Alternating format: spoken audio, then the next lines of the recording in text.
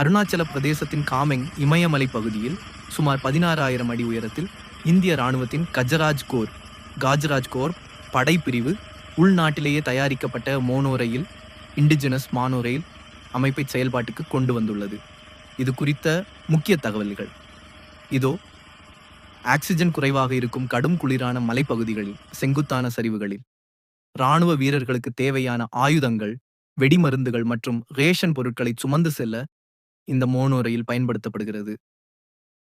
மேகின் India திட்டத்தின் கீழ் முழுக்க முழுக்க இந்தியாவிலே வடிவமைக்கப்பட்ட இந்த தொழில்நுட்பம் கடினமான நிலப்பரப்பில் சுமார் 100 கிலோ வரை எடையை சுமந்து செல்லும் திறன் கொண்டது.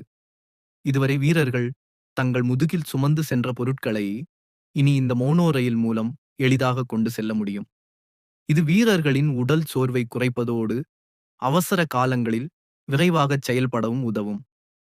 சீனாவுடனான எல்லை பகுதிக்கு மிக அருகில் இந்த வசதி ஏற்படுத்தப்பட்டுள்ளதால் இந்தியாவின் பாதுகாப்பு பலம் மலைப்பகுதிகளில் பல மடங்கு அதிகரித்துள்ளது.